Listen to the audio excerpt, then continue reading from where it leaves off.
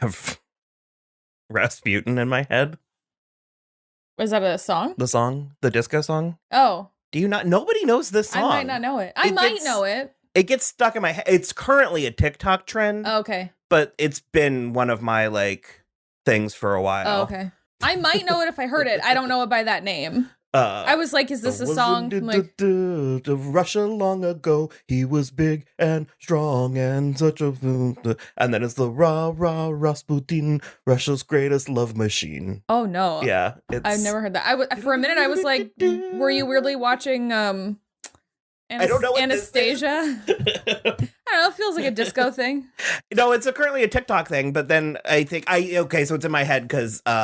there's a video of, I was going to say, just do a smash edit of Godzilla and Kong fighting to Rasputin to the music.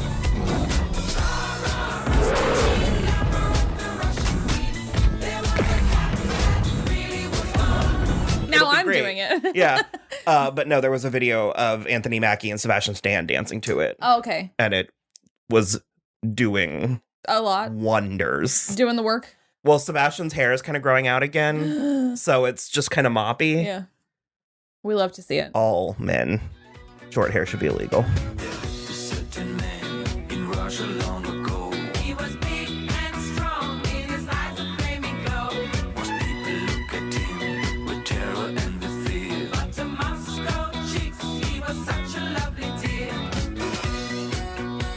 Hello, everybody. I'm Will. And I'm Kristen. And this is So I'm Watching This Show, your twice weekly pop culture podcast where we talk about movies, TV, music, and more.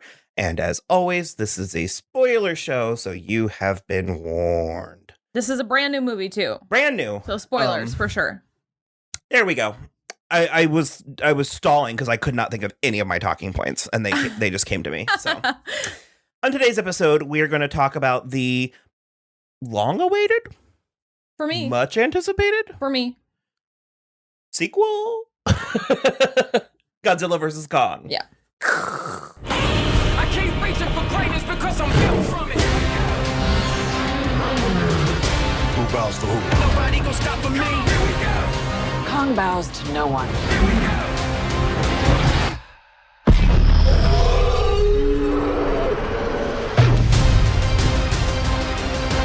This is a series that has been insisted upon us since 2014. For a long time, it really seemed like they were trying to make Fetch happen. Fetch was happening for me. Yeah.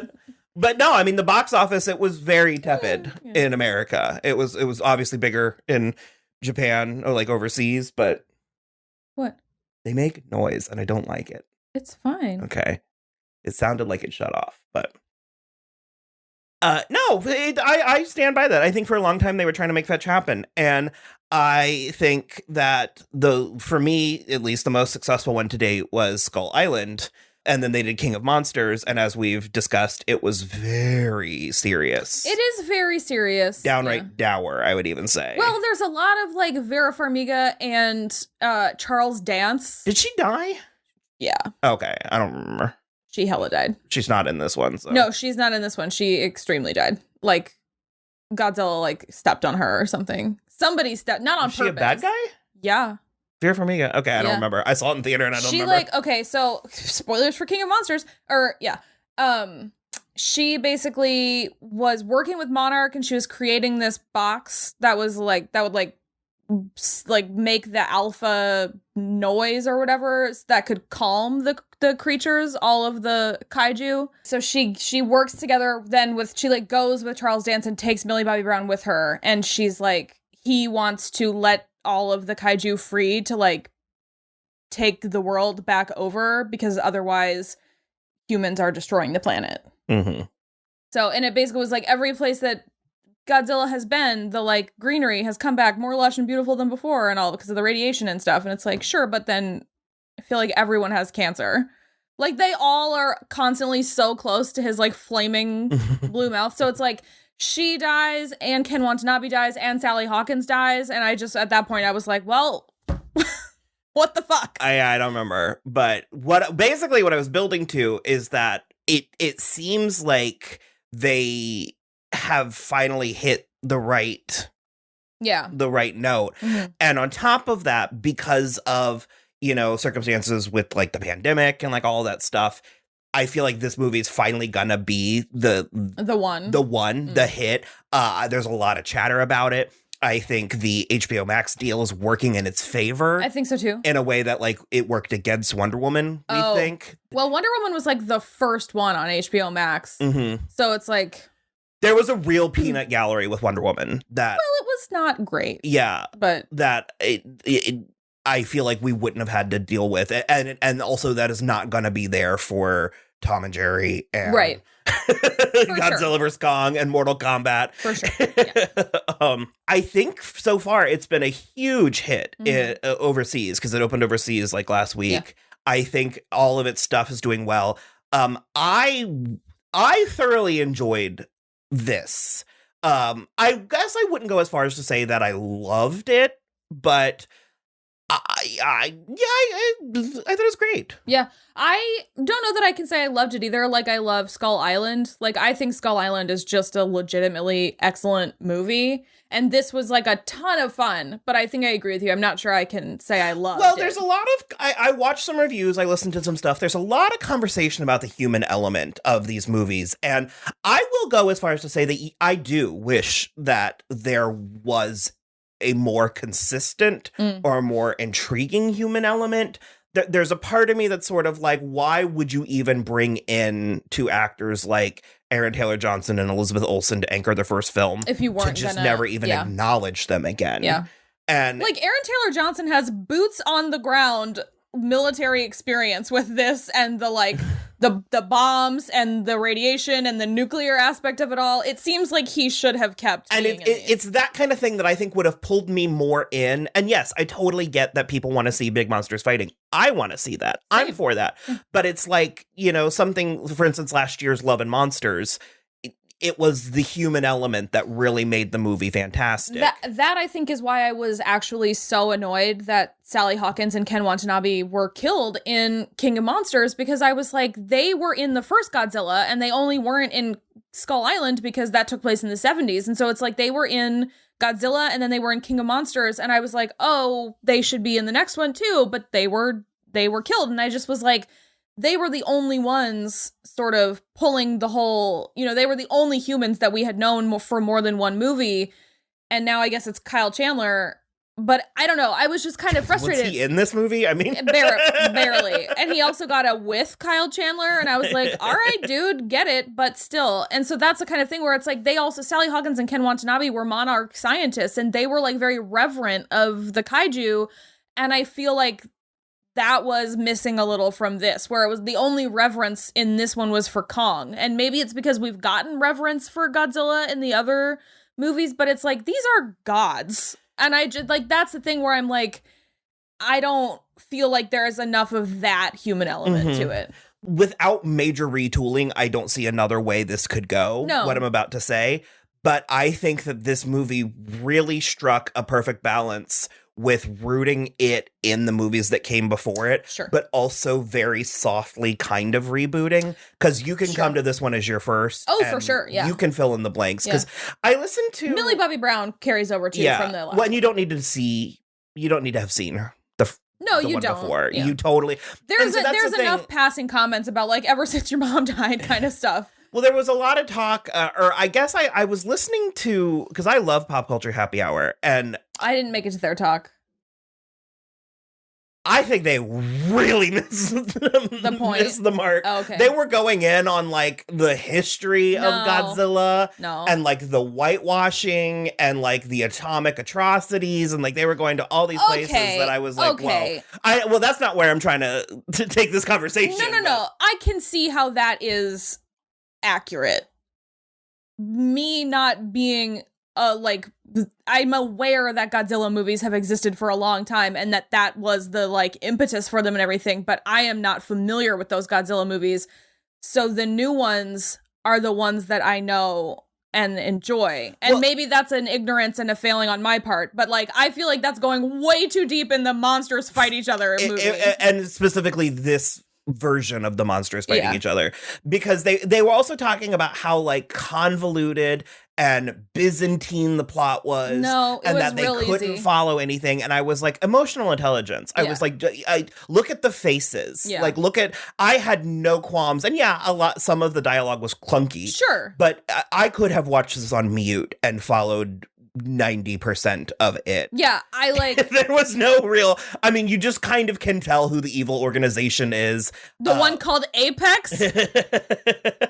Well, and I think that in particular, Rebecca Hall and Stellan Skarsgård, Alexander Skarsgård. they say Stellan, Yeah. Alexander, they brought the necessary or the needed gravitas. Yeah. But also they knew what movie they were in. 100%. And because there was slight inflections. I don't remember, both of them at one point in the first like 40 minutes made like a face or reaction that was funny. And I was like, that was a level of personality that Yeah. the acting in this movie didn't need. Sure. But it really buoyed. Buoyed. I also think tone. that was, I think that's 100% right, because that was the problem with with King of Monsters, is that Bradley Whitford was the only character who was doing anything like that. What are you doing, dude? Can we maybe close the shield now? It's using these underwater tunnels like wormholes, just like zipping around. Everyone look sharp. And so to have everybody in this movie know what movie they were in and be taking it with the like sense of humor it necessitated, because we are introduced to Alexander Skarsgård as a theoretical physicist, and I was like, you are joking. This man is 6'4" Swedish god. It was a slight role reversal too, because they're both movie stars, so it's like they're both good looking, but it was like he's the more traditionally good looking one than she is. Sure. And usually they would have like a classically handsome man and then Margot Robbie as like the theoretical physicist. So in that sense, I appreciate it. But at the same time, I was like, this is some shenanigans. And then he just acted so dweeby for like the first 40 minutes. And I was like, no, this is fine. I was like, he is approaching it with the correct amount of And that's the point I was trying to get to, is there's a lot of talk about like how quote unquote bad the human aspect of this movie is. And I was like, I was fine with it. I was invested. I mean, I like them enough that just like, well, it's the thing I said about Skull Island, where I was like, they pointed their interlocking parts at each other, and I was fine. I bought into it. I was like, okay. Yeah. I think that the girl, what is her name? Gia. The character's name is Gia.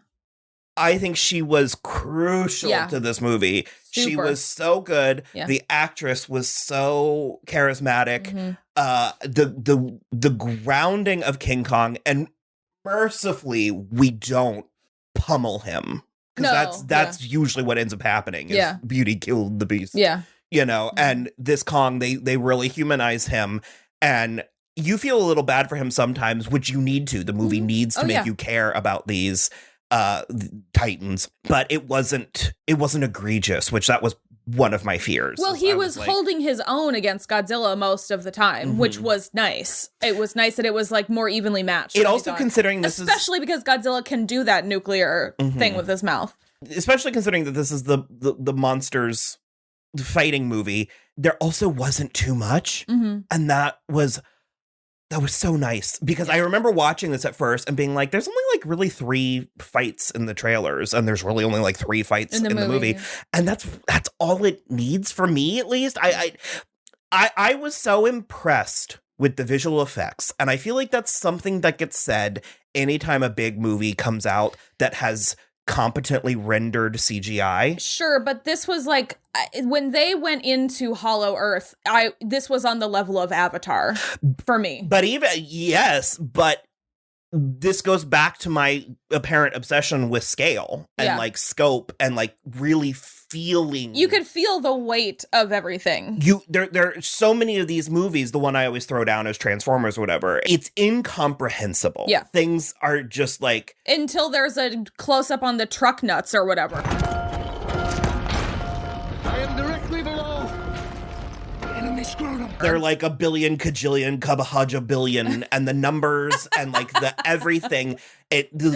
Everything is always too much. Yeah. It's too big. It's too loud. It's too many everything. And these movies in particular, and I guess it's because the monsters are the leads. I mean, Godzilla gets applause on his entrance. Sure. You know, it's like you feel the size of the fleet of aircraft carriers taking Kong through the ocean. When he moves, you can feel the weight. Yeah. You can feel the atmosphere. You can feel the water. That fight. Because they're not too quick. That's something that drives me nuts when things of they that are size. kind of lumbering, Yeah. which is really delightful. it really, because it may, I mean, I can't even imagine how much King Kong weighs or Godzilla, but they are very, it's like plodding through in order to punch each other, and you can feel the weight when they punch each other, or when Kong punches Godzilla, because Godzilla's got little T-Rex arms. But yeah, it's really, I agree with you 100%, and I think that is the main, because these movies could be bad, but I think the two main saving graces of them are they've cast excellent actors in every single one of them, almost across the board. All of whom know their place. And secondly, they understand the scope and scale of what they are trying to do and what they need to do. And I think that's so important. Because there's a shot of Kong and Gia in the rain, and you can identify both of them. Yeah. How huge he is and how small She's she so is. tiny, yeah. And it fills the frame in such a graspable way. Yeah. Well, he even where- they touch fingers. He touches his finger to her, and it's like she could fit on his fingernail like easily. It's very good. And the camera move, the Skull Island did it a lot, where it was like, this is just begging to be a simulator ride. Yeah. Probably a hybrid simulator roller coaster. Yeah. Not unlike the Mummy Universal. Yeah. But the cameras are so frequently like grounded or rooted either in the human perspective, or there's a handful of times where it's like within the monster's perspective, or like it's like I think Chris Stuckman was the one who said this, where it's like it's on his fist. Oh, so as the fist is coming, you're just like, you're getting such a sense of everything. Although I will say, complaint that gives Skull Island the edge. Okay. I wanted more human casualties. Oh, okay. Not necessarily from innocent there civilians. Had to There's be a ton. So many dead civilians in Hong Kong, and so many dead military people on those aircraft carriers. Yeah, and so that, and I'm taking it back as I'm saying it, because no, I don't think that like innocent civilians should be. I mean, we should be delighting in the dismemberment of them. We didn't lose any of the human people we met, like Millie and I think his and name no is one gets Julian. like squished Yeah. or like that. That's because Skull Island was real delightful with. Isa Gonzalez gets squished.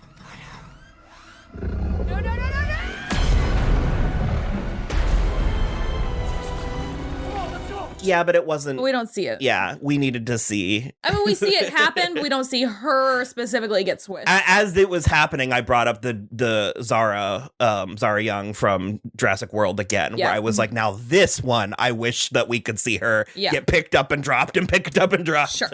She was also, I mean, round of applause. I wish I could go back 5 years and buy stock in Isa Gonzalez.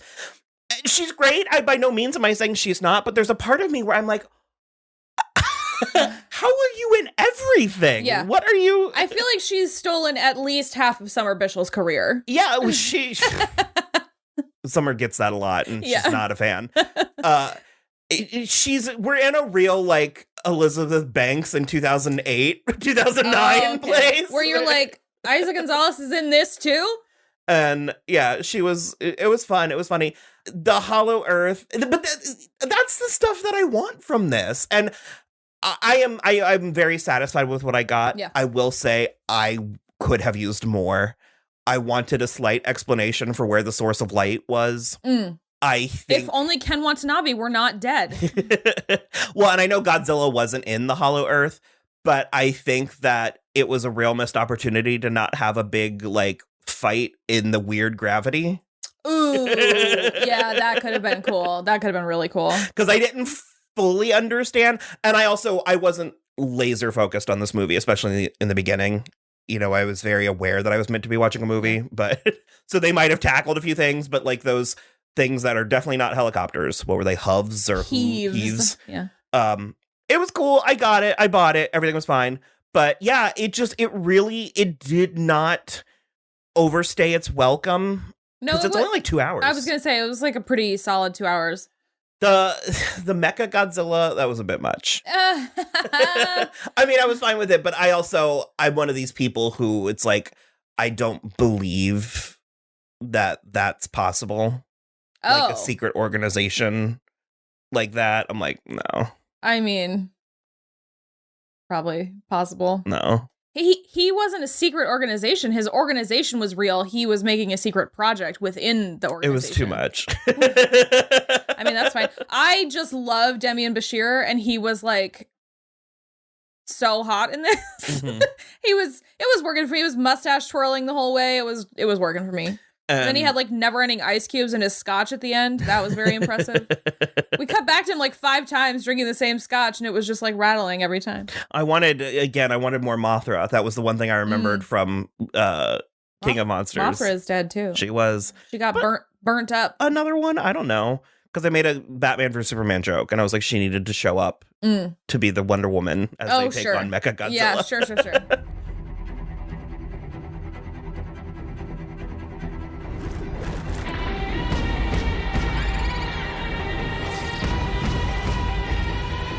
It was like really on the nose, and it was kind of silly, but Millie Bobby Brown and Brian Tyree Henry, very funny. And Julian, I always forget his last name, but he's a New Zealand actor. Dennison. Their whole thing was actually really fun and cute, and she was just like so gung-ho and balls to the wall, which I was just really appreciative of. And she was listening to his I would have loved it if I was 13. Sure, yeah, 100%. Yeah, I would have wanted toys. She was just like so into his podcast, and she was like, he knows, he's the only one that knows. And they were like, we can't drink tap water. And it was just very conspiracy theory, but they were right. And yeah, I had a lot of fun with them. Does this have I mean, I was gonna say, are we done, or is the implication I don't know. We could keep going? I could keep going. I could keep going for sure. Well, especially if this is even remotely a hit, which again, when you consider that like this time a year ago, this movie they were kind of like, yeah, I loved it. To see where it is now, I'm like, this worked out for it. Yeah, no, it definitely did. And I think, and also being able to watch it at my house, and I mean, like, I can't express to you how much I can't wait to go back to the theater. I would have liked to have seen this in a theater. No, I agree. But being able to watch it at home, like if we were already vaccinated, which we are on the cusp, yeah, I don't know. I would be as gung-ho if we had to go out. Well, but it would have been nice to see it and then come back and watch it again, like immediately. That's always kind of what I want to do. I'm curious to see what this is going to end up doing to the industry. Me too. Because it was like the music industry like 10 years ago where they were freaking out because people weren't buying music anymore. And I was like, if life will find a way. And so nowadays it's like streams matter. Yeah. You know what I mean? It's like, if it's trending, that equals dollars. I don't know. What are NFTs? Oh God, like, I don't want to. I mean, it kind of makes sense. It's either going to work or it's not. Yeah. So I would be interested to see if they would keep doing something like this, or at least like, you know, sooner, like put things up for streaming sooner, like 4 weeks out for things. So what I'm wondering is, because the movie theaters have been trying with MoviePass and all that, it's like, I'm wondering if we can make deals with the theater where it's like with our Regal Unlimited, can we get like streaming access or something to a movie that we've seen that we've gone to the theater or something? Sure, like, I see. That'd be interesting. I don't mind. This is me. I have this money, but I don't mind buying media. Sure. Yeah. Like, I don't mind paying for my entertainment. I don't love paying $20 or $30 for something that I can only watch once. Yeah. In the privacy of my own home. Because I'm even at the place where it's like, I would almost pay $40 if I could just have it, you know? But we'll see. Well, we'll see. That's what this has been. This great experiment has been figuring out what worked and what didn't. And that's why I say something like this. It's like, I think that it only helped this movie, whereas it might have hindered, you know, Wonder Woman. I think a lot more people probably were like, yeah, I'll watch the monsters hit each other. Or But like I Mulan, don't want to go to the theater to do it. Yeah. So did you, I mean, it's kind of a moot point. I meant to say at the beginning, but I was going to say, whose team were you? Were you Godzilla or Kong? I think Kong. I I mean, I don't care, and they're friends at the end. I don't care. But, like, Kong got so much more humanization in this movie. and across the board. I'm Plus, Godzilla. he is an ape, and so he is more similar to me than a lizard monster. Nah, I'm Godzilla. Godzilla's gay, so that always gets the edge. Sure. I mean, of course. So, I straight up don't care. So buddy comedy next. Sure, yeah. I mean, they are friends at the Let me end. tell you about my best friend. Also, you opened with talking about a song that's been stuck in your head, and The Air That I Breathe has been stuck in my head since we watched this last night. Yeah, you really liked the soundtrack. It was good. They picked. Well, they learned from the past where they picked the things that worked from the previous movies, and they were like, Skull Island was on to... It was on to something. They opened it with like a 50s crooner song set to Kong like waking up from the morning, and it was very funny. Over the mountain, across the sea, there's a girl, she's waiting for me. Cross over the river, beyond every cloud, she's past the wind that's blowing loud. In the 75th Hunger Games, I was a little bit curious. I mean, it didn't matter, but part of me was kind of like, oh, interesting. Let's investigate some more of that. Yeah. But if you're even remotely interested in a movie called Godzilla versus Kong, you're gonna love it. Yeah, definitely. So this is an exercise in uselessness. There's a thing from Bob's Burgers where they're like serving a lot of beer and burgers and stuff, and Bob is like, wow, this is going great, huh, Len? Drunk people like hamburgers. It's not science. and that's kind of where I'm at, where I'm like, people like to watch monsters fight each other. There's not a person whose opinion we've swayed. It's not. No, definitely not. Nobody cares enough what we think to be like, well, they liked it, so I do. I think I want more Hollow Earth. Are there like humans down? Wasn't Atlantis in like King of Monsters or something? That's my issue. More and weirder. I want the twin fairy girls.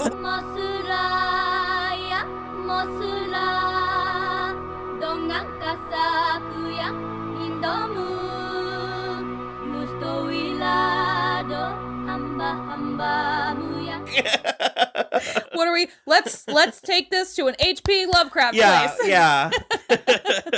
So Jules Verne. Are you excited or scared? 20,000 Leagues Under the Sea.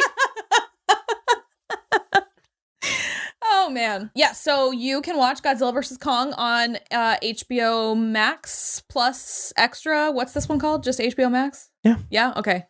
They're all called something. Oh, HBO Max plus Extra. I was like, you don't have to pay extra for it. No. It is included with your HBO Max membership. We definitely recommend it. It's super fun. I might go back and watch the other ones. I might retroactively. It might work better. Keep Skarsgård and Rebecca Hall. Keep them. I don't know why I cared so much, but I did. Well, Alexander Skarsgård looks the way he does. He's aging though. Yeah, but he still looks the way he does. He's got that whole face. Great. He's got and the eyes. Hair. Yeah. The Skarsgård eyes. Yeah. Very handsome. So definitely watch it. You can follow us on Twitter @SoI'mWatching or Instagram @SoI'mWatchingThisShow. We also have a website, soimwatching.com, which links out to everything, including our Patreon, if you would like to throw us a couple bucks, and the book that we wrote, Fairy Tale. And then other than that, There's 3 monsters. Oh, 3 monsters. Yeah. Check it out. It's definitely the same as Godzilla vs. Kong. Well, there's a bridge troll. There is. And then there's... Don't give it all away. Oh no, now no one's gonna buy it. And then there's 2 chimeras. Yeah. At the end. All right. Subscribe. Bye.